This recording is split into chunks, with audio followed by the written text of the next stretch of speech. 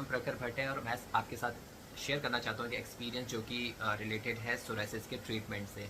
तो मैं अपना ट्रीटमेंट मैं अगर बात करूँ तो सोराइसिस मुझे ऑलमोस्ट 10 ईयर से था, 10 to 12 ईयर से था। तो कभी आपको पता नहीं चलता है, आप इग्नोर भी कर देते हैं चीज़ों को कि नहीं छोड़ो, हो रहा है ठीक, कभी हो जाता है कभी नहीं होता है, तो हम वो चीज़ को इग्नोर कर लेते हैं थोड़ा थोड़ा करके। तो बट एक टाइम आता है जब वो बहुत ज़्यादा आपको इफ़ेक्ट करता है। तो मेरे साथ भी कुछ ऐसे ही हुआ।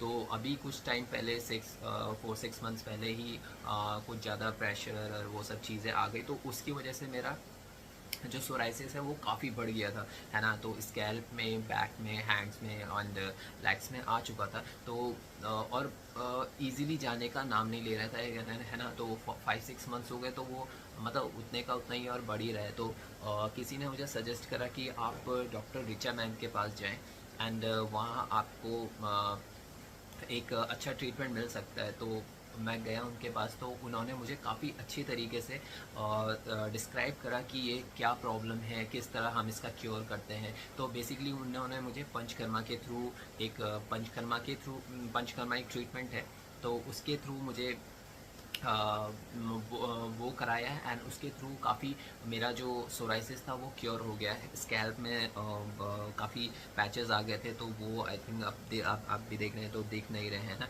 हैंड्स में यहाँ सारे आ गए थे, बट अब ये देखिए, तो ये काफ़ी मतलब क्योर है। बस सिंपल एक मतलब वाइट सा है, वो भी धीरे धीरे चला, जो कि मतलब हार्डली 1.5 मंथ में ही ये सब इतना सारा इफेक्ट देखने को मिला है।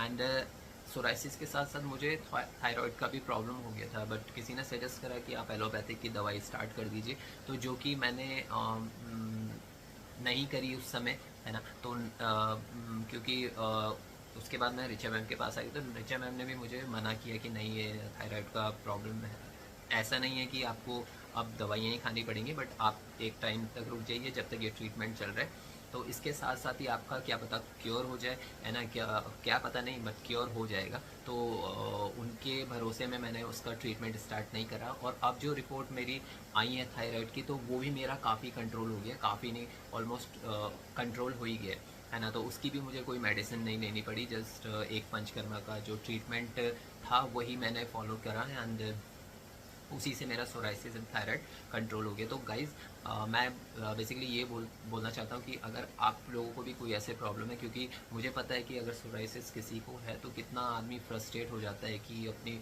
डे टू डे लाइफ में ही वो इतना मीन्स फ्रस्ट्रेट रहने लग जाता है कि क्या मुझे हो गया है, ये कैसी प्रॉब्लम है। क्योंकि ईचिंग ही उसका थोड़ा सा टाइट हम पहन लेते हैं, तो ईचिंग प्रॉब्लम स्टार्ट हो जाती है, ये सब चीज़ें। तो अगर आप इसका ट्रीटमेंट चाहते हैं तो आप मैम के पास आ सकते हैं, या फिर उनसे सजेशन ले सकते हैं कि किस तरीके से हम ये क्योर कर सकते हैं। तो thank you so much for watching. और जितना भी अब मैं आगे ट्रीटमेंट होता है, क्या इसमें प्रोग्रेस है, तो वो भी मैं आपके साथ शेयर करूँगा।